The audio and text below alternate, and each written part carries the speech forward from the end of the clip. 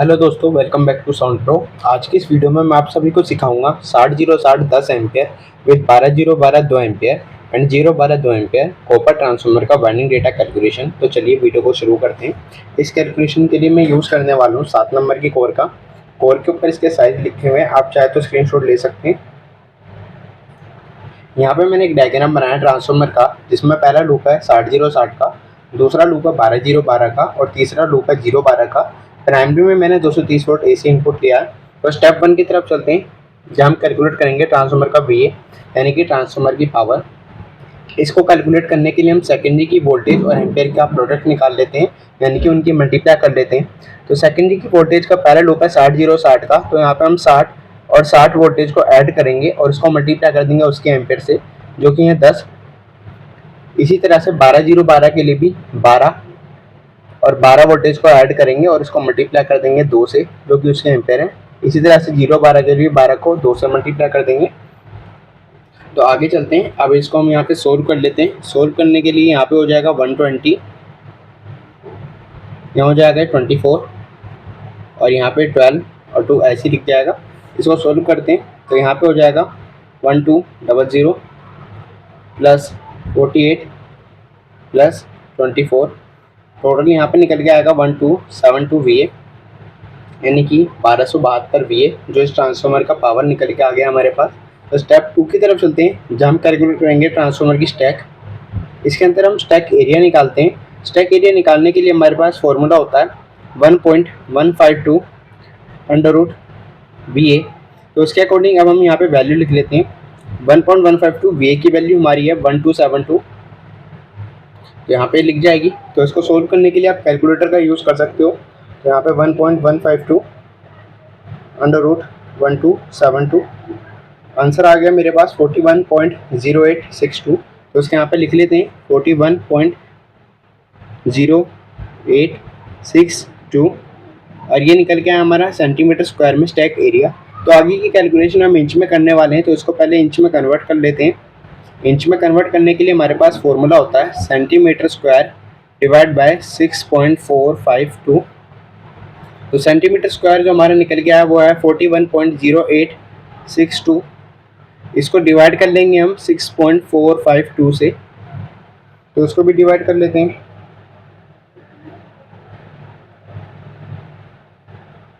Answer यहाँ पे मेरे पास निकल के आ गया 6.3679।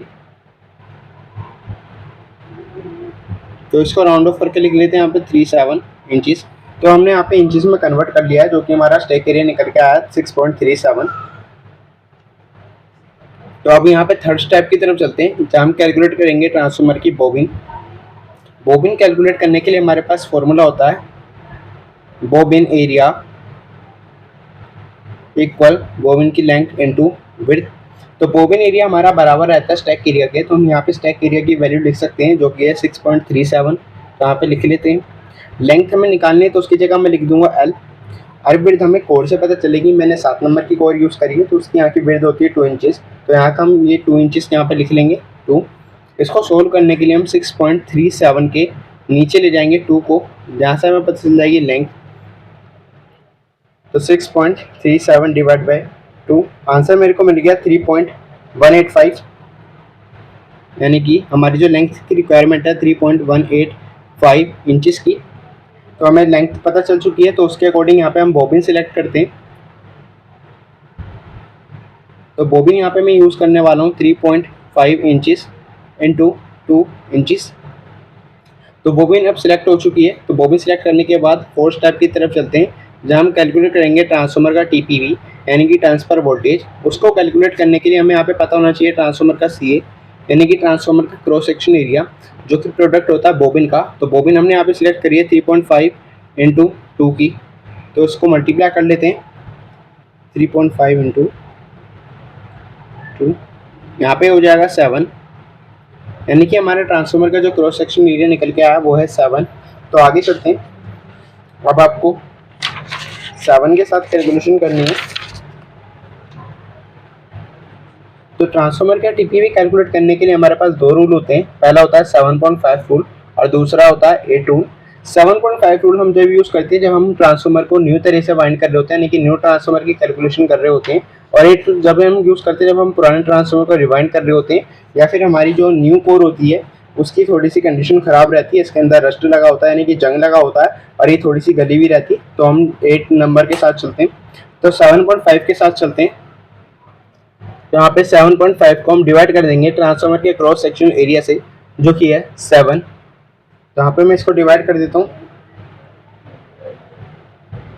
आंसर आप देख लीजिए 1.0714। तो यहाँ पे राउंड ऑफ करके लिख लेते हैं 1.08।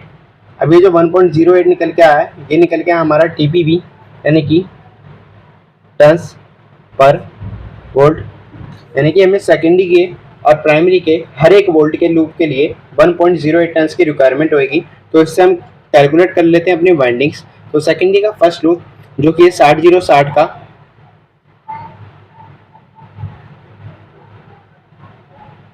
तो 60-0-60 के लिए कैलकुलेट करते हैं यहाँ पे।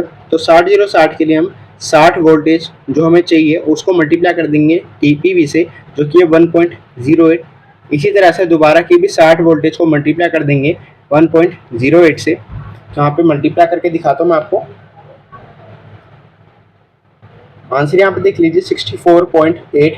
राउंड ऑफ करके यहाँ पे लिख लेते हैं हम 65 टन्स, और यहाँ भी ये हो जाएगा 65 टन्स, यानी कि हमें 60 वोल्ट के लिए 65 टन्स की रिक्वायरमेंट होगी, और इसी तरह से दोबारा 60 वोल्ट के लिए 65 टन्स की रिक्वायरमेंट होगी, और 60-0-60 के लूप के लिए हमें 65 + 65 टन्स की रिक्वायरमेंट होगी। तो सेकेंडरी के सेकेंड लूप की तरफ चलते हैं, जो कि है 12-0-12 का। 12-0-12 के लिए 12 को मल्टीप्लाई कर देंगे हम 1.08 से, और यहाँ भी 12 को मल्टीप्लाई कर देंगे 1.08 से। तो यहाँ पे 12 को कर लेते हैं।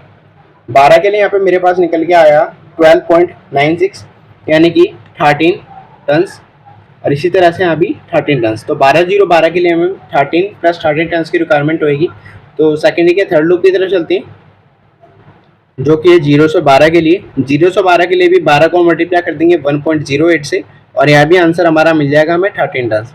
प्राइमरी की तरफ चलते हैं। तो प्राइमरी में हमारा सिंगल लूप है, तो ये प्राइमरी टोटल कहलाएगा। तो प्राइमरी का लूप है हमारा 0 से 230 वोल्ट के लिए। 0 से 230 वोल्ट के लिए हमें 230 वोल्ट के लिए चाहिए होगा। 230 को मल्टीप्लाई कर देंगे हम 1.08 से। तो यहाँ पर मैं मल्टीप्लाई करके दिखा देता हूँ। आंसर आप देख लीजिए 248.4, यानी कि 249 टन्स की रिक्वायरमेंट होगी हमें प्राइमरी में। तो हमने यहाँ पे अब सेकेंडरी के और प्राइमरी के सारे लूप्स कैलकुलेट कर लिए, हमें पता चल चुका है हमें कितने टन्स की रिक्वायरमेंट होगी। तो फिफ्थ स्टेप की तरफ चलते हैं, जहाँ हम कैलकुलेट करेंगे ट्रांसफार्मर का SWG वायर। तो SWG वायर सिलेक्ट करते हैं IS1 का, यानी कि सेकेंडरी के फर्स्ट लूप के एम्पेयर। तो सेकेंडरी का फर्स्ट लूप है हमारा 60-0-60 10 एम्पेयर का। तो यहाँ पर हमें 10 एम्पेयर की वायर की रिक्वायरमेंट है, और 10 एम्पेयर के लिए हम यहाँ पे यूज़ करने वाले हैं 15 SWG का। 10 एम्पेयर के लिए हम 15 SWG यूज़ करेंगे। तो इसके बाद चलते हैं IS2 की तरफ, जो कि है 12-0-12 2 एम्पेयर का। तो यहाँ पे हमें 2 एम्पेयर की वायर की रिक्वायरमेंट है। तो 2 एम्पेयर के लिए हम यहाँ पे यूज़ करेंगे 21 SWG। इसी तरह से IS3, जो कि 0-12 2 एम्पेयर। तो यहाँ पे 2 एम्पेयर की वायर की रिक्वायरमेंट है। तो यहाँ पे भी हम यूज़ करेंगे 21 SWG। अब चलते हैं प्राइमरी के लिए। तो आई प्राइमरी टोटल टर्न्स वाली, तो आई प्राइमरी हमें निकालनी पड़ेगी, क्योंकि हमें प्राइमरी की केवल इनपुट वोल्टेज पता है। तो वो एम्पेयर निकालने के लिए हम क्या करते हैं, VA को डिवाइड कर देते हैं VIN से, यानी कि ट्रांसफार्मर की पावर को डिवाइड कर देते हैं इनपुट वोल्टेज से। तो ट्रांसफार्मर का जो हमारा VA है वो है 1272, जो कि हमने फर्स्ट स्टेप में कैलकुलेट करा था। तो उसको डिवाइड कर देंगे VIN से, जो कि 230 वोल्ट है, क्योंकि हमारे प्राइमरी में इनपुट वोल्टेज हम 230 कंज्यूम करके चल रहे हैं। तो यहाँ पे इसको कर देते हैं।